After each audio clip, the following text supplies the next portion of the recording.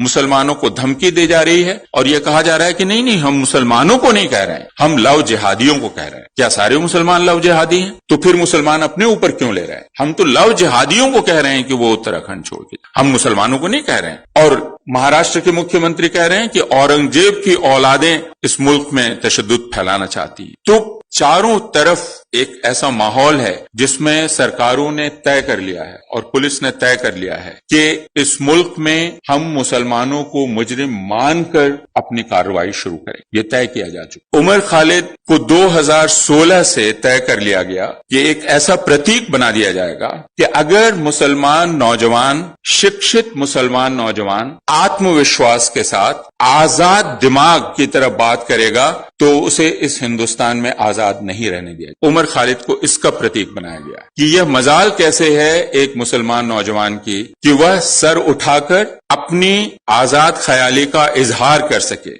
और बराबरी के स्तर पर दूसरों से बर्ताव का दावा करे। यह मजाल कैसे है एक मुसलमान नौजवान की? उमर खालिद को इसका प्रतीक बनाया गया। बाकी जितने लोग हैं वे उसी श्रेणी में आते हैं, वो चाहे शर्जील हो या गुलफिशा फातिमा हो। आपकी मजाल कैसे हुई कि आप अपने हक का दावा करें और आप उस पर जोर दें और उसके लिए मुहिम चलाएं? उसका जवाब यह है कि हम सारे लोग अपने हक का दावा करें, जो हमारा हक है इस मुल्क पर, और वो बराबरी का हक है। और उसके लिए हमें किसी से प्रार्थना नहीं करनी है। हमें यह नहीं बतलाना है कि नहीं हमारे पुरखे यहीं दफन हैं इसलिए ये मुल्क, यह तर्क हमें नहीं देना है। यह तर्क कि हमारे पुरखों ने इस मुल्क को चुना था, पुरखों ने क्या किया था क्या नहीं किया था, यह अलग बात है। हम इस मुल्क में आज हैं और हमारे इस मुल्क में पैदा होने के बाद रहने की वजह से हमारा इस मुल्क पर बराबरी का हक, यह बात अपने आप में काफी है। कोई और दलील नहीं कि नहीं हम औरंगजेब को ऐसा नहीं समझते, हम अकबर को ऐसा नहीं समझते, 1947 के बारे में हमारा यह ख्याल है, कोई दलील नहीं। हम हिंदुस्तान में पैदा हुए, हिंदुस्तान में पैदा होने की वजह से हिंदुस्तान का दस्तूर हमें यह हक देता है और वह हक हमारा है और कोई दलील देने की जरूरत हमें नहीं। और यही बात उमर खालिद कह रहा था और इसी की सजा उमर खालिद को दी गई है। जब CAA पारित हुआ, उसके पारित होने के बाद जो विरोध प्रदर्शन हुए, उन विरोध प्रदर्शनों में जो लोग भी शामिल थे वे दरअसल हिंदुस्तान के संविधान के मुताबिक काम कर रहे थे, क्योंकि उनका यह कहना था कि आप जो शहरियत को लेकर कानून में तब्दीली कर रहे हैं, CAA ला रहे हैं, उसमें आप हिंदुस्तान की शहरियत की डेफिनेशन, उसकी परिभाषा को बदल रहे हैं। अभी तक शहरियत धर्मनिरपेक्ष थी, अब आप कह रहे हैं कि हिंदुस्तान की शहरियत तक पहुंचने का एक रास्ता ऐसा निकाला जाएगा जिस रास्ते के शुरू पर एक बोर्ड लगा होगा कि इस पर मुसलमान नहीं चल सकते। CAA का मतलब यही है, इस रास्ते पर हर कोई चल सकता है, इस पर मुसलमान नहीं चल सकते, और यह हिंदुस्तान के संविधान के खिलाफ है। यही बात तो मुसलमान कह रहे थे, यही बात तो वे लोग कह रहे थे जो उस आंदोलन में शामिल थे। और इसके बदले क्या किया गया? उत्तर प्रदेश में उन पर गोलियां चलाई गई, तकरीबन 23 लोग, अगर मैं गलत नहीं हूं, 23 लोग मारे गए और पुलिस ने यह मानने से भी इनकार कर दिया कि उसने गोली चलाई है। उसने कहा कि ये खुद आपस में ही गोलीबारी करके मारे गए। और उसके बाद हमने ये देखा कि उत्तर प्रदेश में किस तरह से लोगों पर यह आरोप लगाकर कि उन्होंने सार्वजनिक संपत्ति को नुकसान पहुंचाया है, उन्हीं से रिकवरी की मांग की गई और बड़े बड़े बैनर्स और पोस्टर्स लगाए गए उनकी तस्वीरों के साथ, जिनको इलाहाबाद हाईकोर्ट ने कहा कि इन पोस्टर्स को फौरन उतारा जाना चाहिए। और उस पर उत्तर प्रदेश सरकार सुप्रीम कोर्ट पहुंच गई और फिर सुप्रीम कोर्ट ने उस मामले को ठंडे बस्ते में डाल दिया। और फिर दिल्ली में जो हिंसा हुई फरवरी 2020 में, उसके फौरन बाद जिस तरह दिल्ली पुलिस ने तहकीकात शुरू की, उस तहकीकात से ये बात साफ हो गई कि दिल्ली पुलिस का कोई इरादा उस हिंसा को करने वालों की निशानदेही करने का भी नहीं है। उनको पकड़ने, उनको सजा दिलाने की कोशिश करना तो बहुत दूर की बात। उसने एक तरह से पूरे मामले को सर के बल खड़ा कर दिया और यह कहा कि जो लोग आंदोलन कर रहे थे वही हिंसा के लिए जिम्मेदार है। मुझे अब तक याद है कि पुलिस का तर्क क्या था। पुलिस का तर्क यह था कि आखिरकार रोड जाम क्यों की गई, रोड जाम से हिंसा हुई। हमने पुलिस से यह कहा कि फर्ज कीजिए कि रोड जाम आपको गलत लगता है कि हमने सड़क जाम की अपना विरोध जाहिर करने के लिए, हालांकि हिंदुस्तान में यह चीज न जाने कब से होती आई है।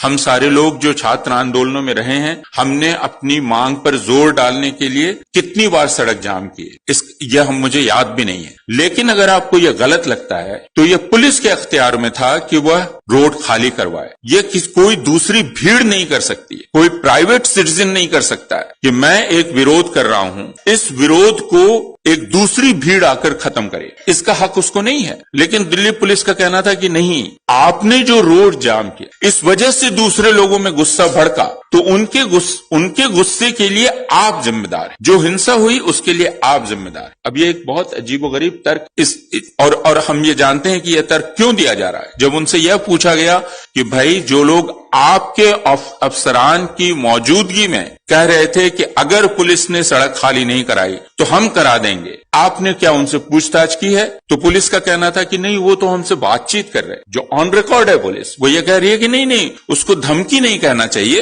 वो हमसे कन्वर्सेशन कर रहे हैं। तो जो खुलेआम धमकी दे रहा है उसको पुलिस कह रही है कि वो उनसे गपशप कर रहे थे, कन्वर्सेशन कर रहे थे। और जो औरतें 2 महीने 2.5 महीने से उस ठंड में बैठी हुई थी धरना दिए हुए अपनी मांग लेकर, यह कहा जा रहा है कि उन औरतों की आड़ में, उनके पीछे हिंसा की साजिश की जा रही। हम सारे लोग जानते हैं कि दिल्ली पुलिस को भी मालूम है, हर किसी को मालूम है कि यह कुतर्क है और यह झूठ है, और यह झूठ जानबूझकर बोला जा रहा है। और यह बात इससे भी साबित होती है कि उसके बाद ऐसे हर मामले में जिसमें कोई एक मुसलमान शामिल हो, दिल्ली पुलिस का बल्कि हिंदुस्तान के ज्यादातर राज्यों की पुलिस का रुख क्या रहा। अगर मोहम्मद जुबैर ने ये एक्सपोज किया सोशल मीडिया पर कि फलां साहब मुसलमानों के खिलाफ नफरत फैला रहे हैं, तो मोहम्मद जुबैर पर इल्जाम लगाया गया कि वो ये बात क्यों कह रहे हैं, क्योंकि उनके इस बात के कहने से समाज में तशद्दुद बढ़ रहा है। आप इस पूरे तर्क को समझ रहे हैं कि मेरे खिलाफ नफरत फैलाई जा रही है, मैं कह रहा हूं मेरे खिलाफ क्यों नफरत फैलाई जा रही है, तो पुलिस कहती है आप क्यों कह रहे हैं कि आपके खिलाफ नफरत फैलाई जा रही है। इसी बात से तशद्दुद फैल रही है। जो नफरत फैला रहा है वो तो फैला रहा है, उसको फैलाने दीजिए। वो गलत कर रहा है, सही कर रहा है, वो अलग बात। तो हम मुसलमान हों या हिंदू हों, हमारा पूरा अधिकार है कि हम अपने संवैधानिक अधिकार की हिफाजत के लिए आंदोलन कर सकें। हमारा यह अधिकार है कि अगर कोई सरकार हमारे संवैधानिक अधिकार को हमसे ले रही है तो हम उस सरकार की मुखालफत कर सकें।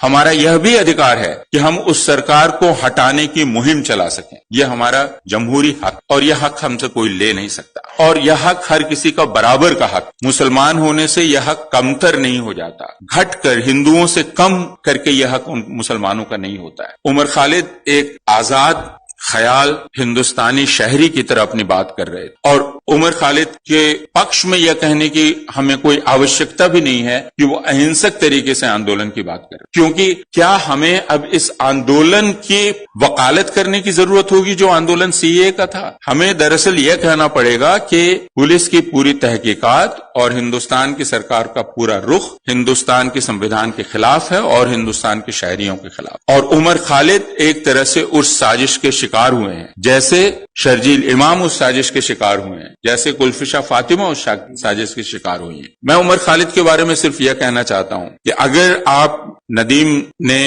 बतलाया कि 1 साल या 1.5 साल लोअर कोर्ट में, नदीम 1 साल और फिर 6 महीना, तो इतना तो ट्रायल ही चलता है। लेकिन ये उमर खालिद की जमानत की बहस चल रही, और इस जमानत की बहस में एक तरह से उमर खालिद को मुजरिम करार दे दिया गया। यह कहा गया कि उमर खालिद अगर खामोश थे तो उस खामोशी में चालाकी है। क्यों? क्योंकि उमर खालिद पढ़ा लिखा आदमी है, वो बहुत ज़हीन है, उसका दिमाग बहुत तेज है। तो अगर वो खामोश है तो वो खामोशी के जरिए कोई इशारा कर रहा है। अगर वो अमन की बात कर रहा है तो इसका मतलब वो भी चालाकी है, क्योंकि वो बहुत पढ़ा लिखा है, वो बहुत तेज है। तो वो अमन जब कहता है तो उसका मतलब अमन नहीं होता है।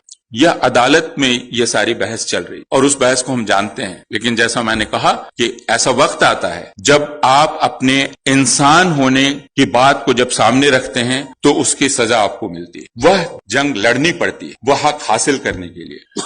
तो यह सिर्फ उमर खालिद की अकेले की जंग नहीं है, हम सब की है, और हम सबको उस जंग में शामिल रहना पड़ेगा, खड़े रहना पड़ेगा, और हिंदुस्तान पर, इस बात को मैं दोहरा रहा हूं, अपना बराबरी का दावा पेश करना पड़ेगा। बहुत बहुत शुक्रिया।